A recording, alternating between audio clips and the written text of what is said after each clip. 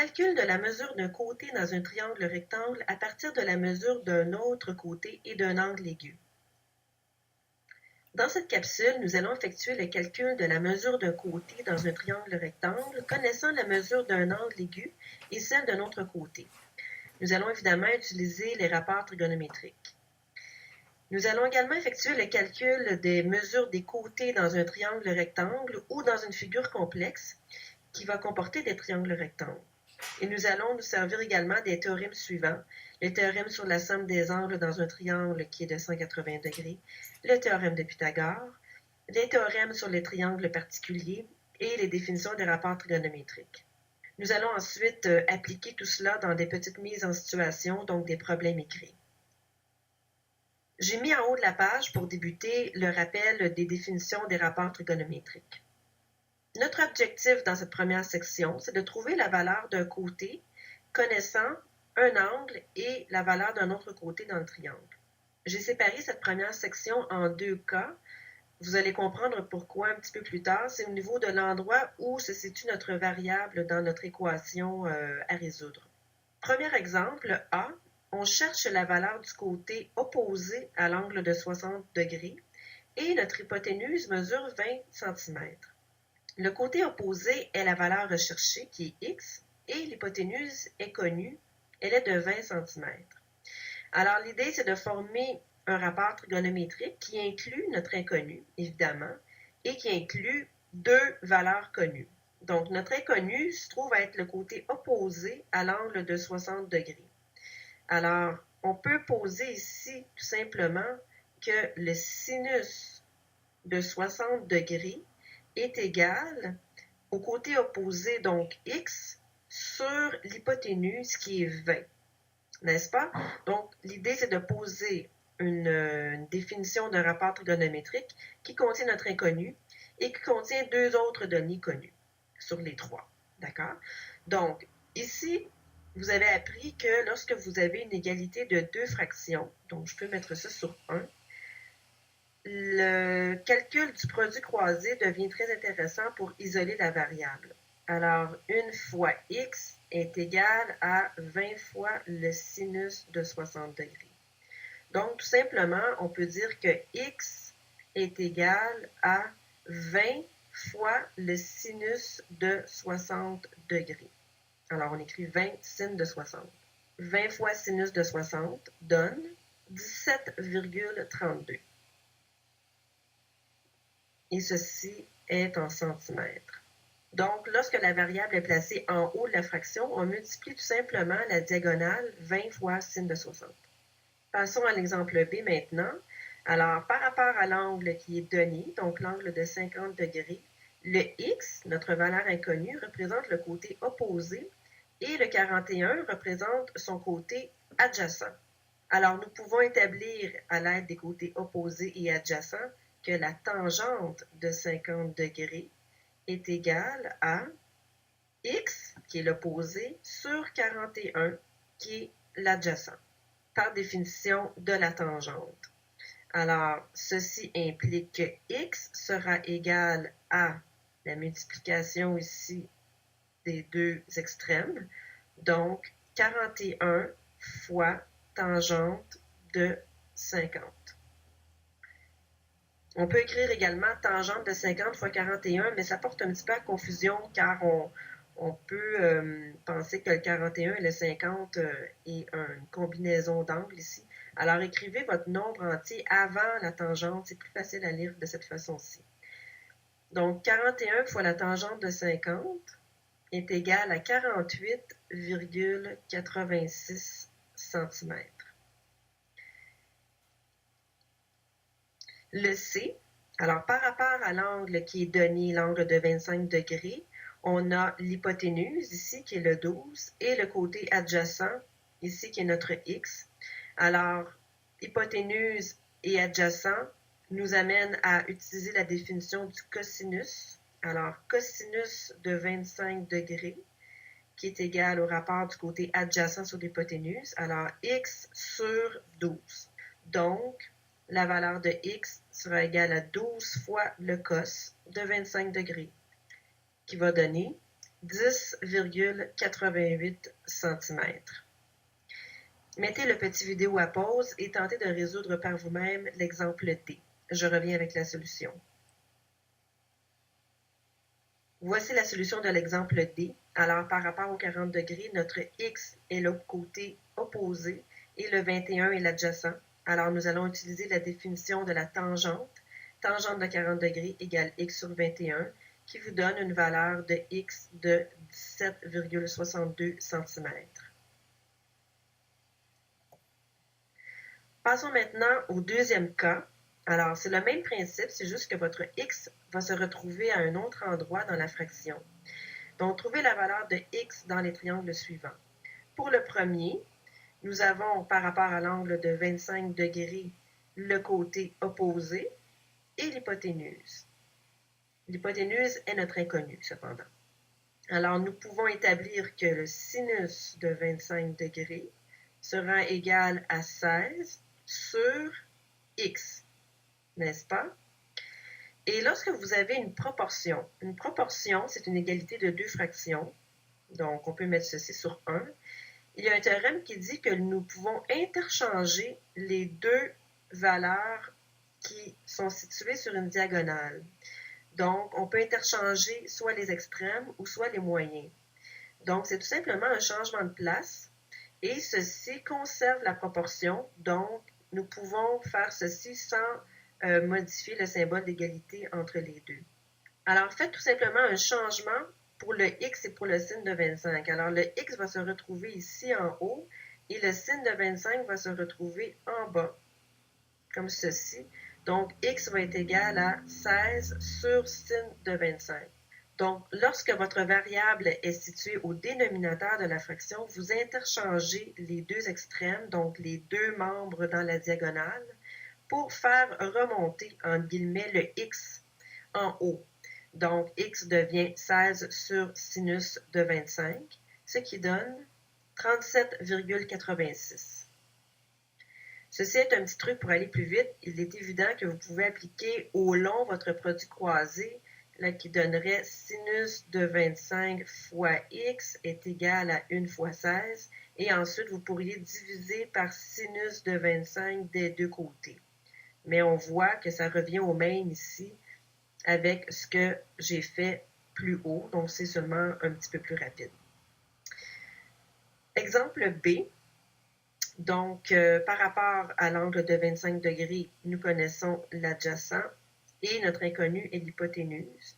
Alors, tout simplement, on peut poser comme rapport trigonométrique cosinus de 25 degrés égale adjacent sur hypoténuse, donc 14 sur X. On interchange les deux de la diagonale pour faire remonter, entre guillemets, notre X. Donc, ceci va donner X égale 14 sur cos de 25 degrés, ce qui nous donne 15,45 cm. Troisième exemple, par rapport au 31 degrés, on connaît opposé et on cherche l'adjacent. Alors, opposé sur adjacent, c'est la définition de la tangente. Donc, tangente de 31 degrés est égale à 14 sur X. On interchange toujours les deux pour avoir notre X en haut. Donc, X égale à 14 sur tangente de 31 degrés, ce qui vous donne 23,3 cm. Je vous laisse essayer l'exemple D par vous-même et je reviens avec la solution. Voici la solution de l'exemple D. Alors, cos de 12 degrés égale 10 sur X, ce qui vous donne une valeur de X de 10,22 cm. Exemple 3. Résoudre les triangles ci-dessous. Donc, lorsqu'on dit résoudre un triangle, ceci est une expression qui veut dire calculer les valeurs manquantes. Alors, nous devons donner toutes les valeurs qui manquent dans le triangle, c'est-à-dire tous les angles et tous les côtés. Les mesures sont données en centimètres. Exemple A, nous avons un côté de 12 cm qui est l'hypoténuse et le côté, en fait, un des côtés qui est 6 cm. Nous cherchons le côté CA. Donc, nos inconnus, ce sont les côtés CA ou AC. Donc, ceci est inconnu. Nous devons calculer ce côté-là. Et par rapport aux angles, nous connaissons l'angle C. Nous cherchons l'angle B et également l'angle A. Tout d'abord, pour le côté AC, nous pouvons appliquer le théorème de Pythagore. Allons-y pour ceci. Pour le côté AC, on peut dire que AC au carré plus BC au carré va donner AB au carré. Donc, AC est notre inconnu, on va le laisser tel quel. BC vaut 6, donc 6 au carré égale à 12 au carré. Ceci donne 144, 36, AC au carré. Donc, 144 moins 36 égale 108. Donc, AC au carré égale 108. Alors, AC égale racine de 108 qui donne 10,39. Ceci est pour le côté AC, donc en centimètres. Pour les angles maintenant, alors pour l'angle A, comment faire pour trouver la mesure de l'angle A? Bon, bien tout simplement, regardez par rapport à l'angle A les côtés dont vous connaissez les mesures. On connaît le côté opposé qui est 6 et l'hypoténuse qui est 12. Alors, on peut indiquer que le sinus de A est égal à 6 sur 12. Donc, la mesure de l'angle A sera égale à 30 degrés parce que vous voyez que le côté opposé est la moitié de l'hypoténuse. Donc, simplement, la mesure de l'angle A est de 30 degrés ici. Sinon, on aurait pu faire la fonction inverse, donc sinus moins 1 de 6 douzièmes. Et donc, la mesure de l'angle B sera égale à quoi? 180 degrés moins le 90 degrés de l'angle C moins le 30 degrés de l'angle A qui sera égal à 60 degrés. Alors, voici les données manquantes dans le triangle ci-dessous. Exemple B. Nous cherchons la mesure de l'angle A, qui est inconnu, la mesure du côté BC, qui est inconnu, et également la mesure du côté AC. Avec les angles de 90 degrés ici pour l'angle B et de 61 degrés, nous pouvons calculer la mesure de l'angle A. La mesure de l'angle A sera égale à 180 degrés moins 90 degrés moins le 61 degrés, qui va vous donner une valeur de 29 degrés. On peut également faire tout simplement 90 moins 61 aussi, qui va donner 29 degrés. Donc, ceci est de 29 degrés. Et maintenant, que faire pour trouver la mesure du côté BC? Alors, on va situer un angle. Par rapport à l'angle de 29 degrés, par exemple, le côté BC se trouve à être le côté opposé et nous connaissons le côté adjacent. Donc, simplement, on peut établir que la tangente de 29 degrés est égale à opposé, donc qui est notre côté BC, sur adjacent, qui est le côté AB, qui vaut 4. Donc, le côté BC est égal à 4 fois la tangente de 29 degrés, qui va donner 2,22 cm. Et pour le troisième côté, le côté AC, bien vous avez le choix, soit que vous passez par une définition de rapport trigonométrique, ou bien que vous appliquez le théorème de Pythagore. Alors, on va y aller avec un rapport trigonométrique. C'est un petit peu plus facile, je pense, un petit peu moins long. Donc, ici, qu'est-ce qu'on peut dire? Par rapport à l'angle A, par rapport aux 29 degrés, le côté AC ici, qui est notre inconnu, représente l'hypoténuse. Et on peut utiliser, par exemple, le 4 ici, qui est l'adjacent, qui est déjà donné. Donc, c'est assez facile. Alors, adjacent sur hypoténuse nous amène à utiliser la fonction cosinus. Donc, cosinus de 29 degrés est égal à 4 sur notre inconnu, qui est le côté AC, que je vais plutôt appeler AC. Donc, la valeur du côté AC est égale à 4 sur cos de 29 degrés, en interchangeant ici notre AC, notre cos de 29. Donc, 4 sur cos de 29 vous donne 4,57 cm. Voilà, nous avons trouvé les trois inconnus qui étaient ici AC, BC et la mesure de l'angle A. Je vous suggère de mettre maintenant le petit vidéo à pause et de tenter de résoudre par vous-même l'exemple C. Je reviens avec la solution. Voici la solution de l'exemple C. Alors, tout simplement, on remarque que les angles W et U sont congrus. Alors, nous sommes en présence d'un triangle rectangle isocèle.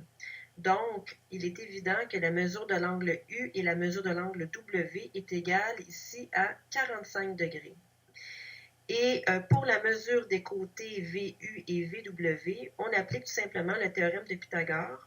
Alors, ici, puisque VU et VW sont congrus, nous pouvons indiquer que 2 VU au carré égale à 25 au carré, ce qui vous donne une valeur de mesure pour VU et VW de 17,68 cm. Ceci termine la première partie.